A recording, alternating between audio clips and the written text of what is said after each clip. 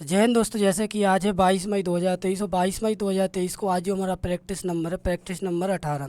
तो चलिए स्टार्ट करते हैं। सबसे पहला क्वेश्चन है हमारा, 300 अंकों की एक परीक्षा में एक छात्र को 75 अंक मिले।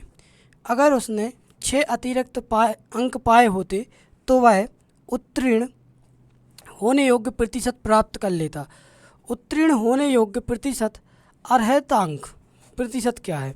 यानी उत्तीर्ण यानी पास होने के लिए कितने अंक चाहिए।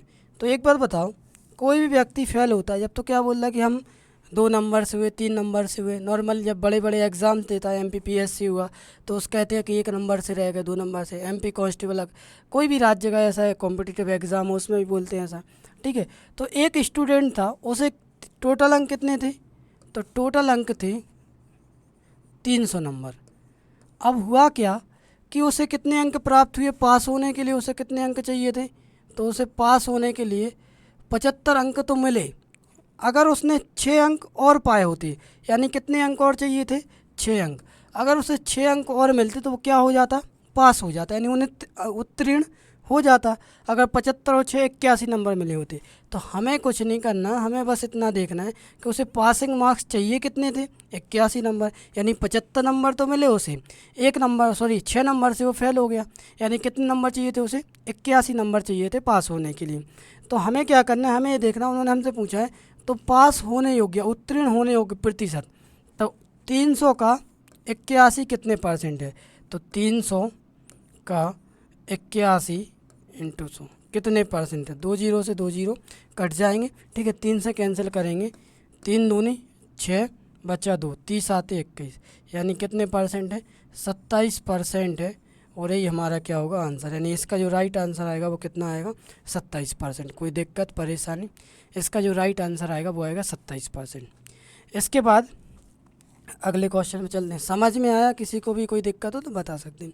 इसके बाद अगले क्वेश्चन में चलते हैं। अगला क्वेश्चन ये रहा हमारे सामने कि एक व्यक्ति के वेतन में 50% की कमी की गई और बाद में 50% की वृद्धि की गई, तो उसके वेतन में कितने प्रतिशत की वृद्धि या कमी होगी?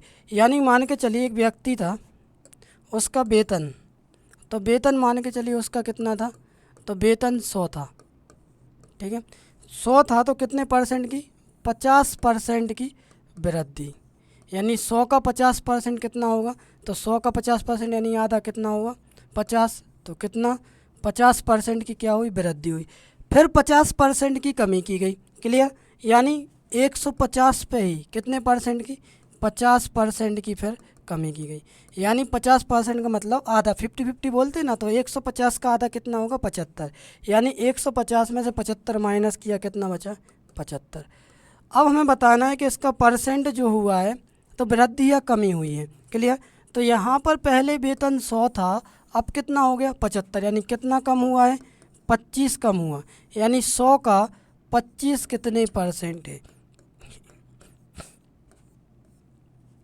तो 100 से 100 कट गया, कितना आया? यानी 25%। यानी इसमें हमेशा क्या आएगी? 25% की कमी। यहाँ तक किसी को दिक्कत? यानी इसका जो राइट आंसर आएगा वो क्या आएगा?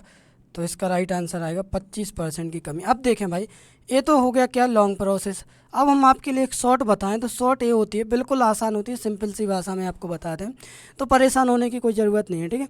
जब भी ऐसी आए तो पहले कमी की गई फिर वृद्धि की गई। क्लियर?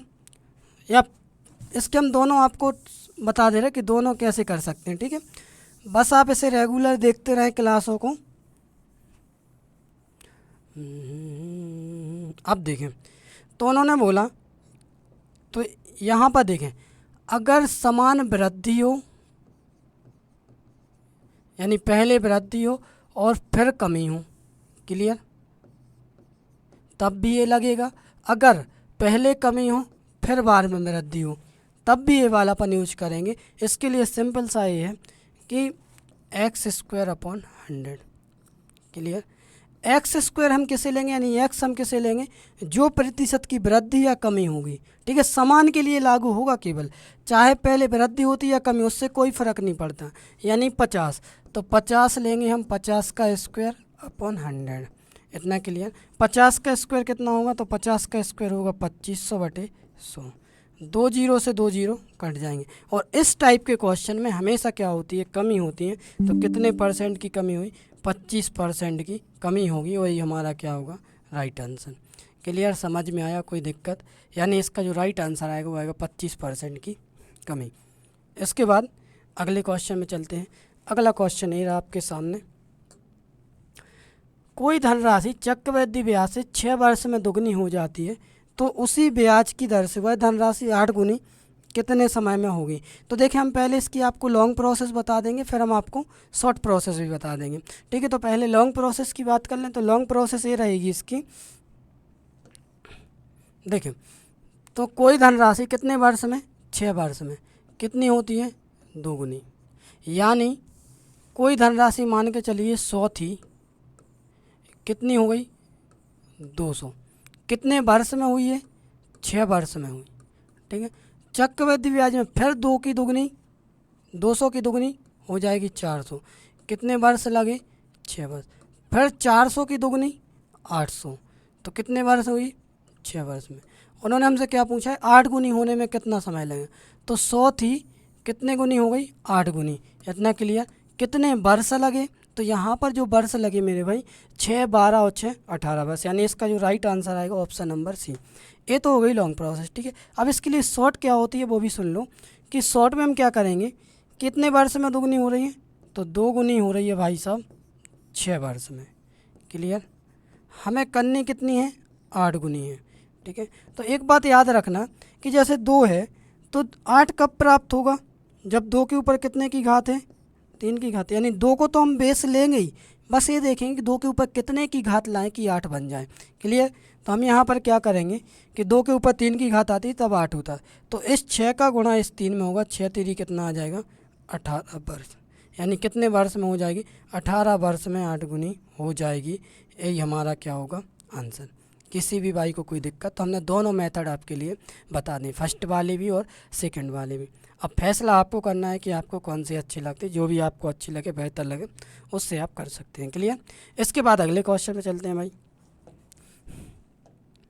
ये आपके सामने 3 नल ए, बी तथा सी किसी टंकी को क्रमशः 30, 36 तथा 45 घंटे में भर सकते हैं। यदि तीनों नल एक साथ खोल दिए जाते हैं तो सभी नल टंकी को भरने में कितना समय लेंगे। तो देखें भाई, क्या करना है, हमें यहाँ पर 3 नल हैं, कौन कौन से, ए, बी और सी।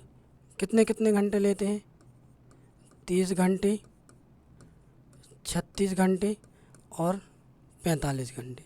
ठीक है, इसमें ज़रूरी बिल्कुल नहीं कि आप एलसीएम लो। ठीक है, चाहें तो गुणा भी कर दो डायरेक्ट, लेकिन अपन कोशिश करेंगे कि एलसीएम ले रहे हैं। ठीक है, तो एलसीएम कितना होगा, तो एलसीएम क्या इसका 360 होगा, 360 का आधा 180। हाँ बिल्कुल होगा, 180 भी इसका एलसीएम हो सकता है। ठीक है, 90 नहीं होगा लेकिन। तो इसका एलसीएम आया 180। ये 30 घंटे में भरता है, तो 1 घंटे में कितना भरता होगा, 30 18, 6 लीटर। ये 30 घंटे में 36 घंटे में भरता तो 180 यानी 5 लीटर। ये 45 में तो ये कितना आएगा, 45 दूनी 90 यानी 45 चौके 180, 4 लीटर। उन्होंने हमसे पूछा है, तो यदि तीनों नल एक साथ खोल लिए जाते हैं तो सभी नल टंकी को भरने में कितना समय लेंगे। तो सभी नल कितने समय में भरेंगे, तो हमें क्या करना है, यहाँ पर देखना है भाई कि तीनों भरते हैं, ए, बी और सी। तो कितना भरते हैं, 6 4 10 5 15 लीटर। कितने घंटे में भरते हैं, 1 घंटे में। कुल है कितने लीटर, 180 लीटर। ठीक है, 15 से भाग देंगे तो 15 एकम 15 बचा 3, 15 दूनी 30।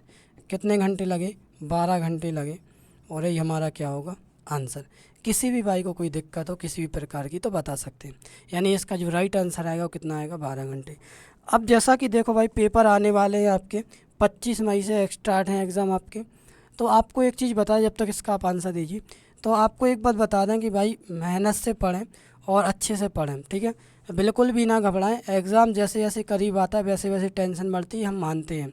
ठीक है, लेकिन अगर आपने तैयारी अच्छी की है, शिद्दत से की, मेहनत से की है, तो आपका सिलेक्शन होगा वो 100% होगा। डिमोटिवेशन का उसमें कोई सवाल ही पैदा नहीं होता। ठीक है, रही बात डिमोटिवेशन की, तो क्यों है भाई, आप डिमोटिवेशन आपको होना भी नहीं चाहिए, क्योंकि आप यूनिक हैं और आप मेहनत कर रहे हैं। तो आप मेहनत वालों के लिए डिमोटिवेशन नाम का शब्द होना भी नहीं चाहिए, है ना। तो जैसा कि आप लोगों की पहले से बहुत बहुत बधाई। और जिन भाइयों का भी एग्ज़ाम है तो आप लोग कमेंट बॉक्स में बताते जाना भाई, और आपको व्हाट्सएप नंबर अबाउट में दे दिया जाएगा, तो आप वहाँ से अबाउट में लेके आप जो भी क्वेश्चन आते जाएँ तो आप हमें उसके शेयर करते जाना। इस आज के लिए इतना काफ़ी है, क्योंकि आज हमें थोड़ा अर्जेंट बाहर भी जाना है। तो आपका एनालिसिस हम बिल्कुल कराएंगे 25 तारीख से, बस आप लोगों का सपोर्ट होना चाहिए कि आप लोग टाइम टाइम पे हमें क्वेश्चन भेजते हैं। आज के लिए इतना काफ़ी। Thank you very much. जय हिंद, जय भारत।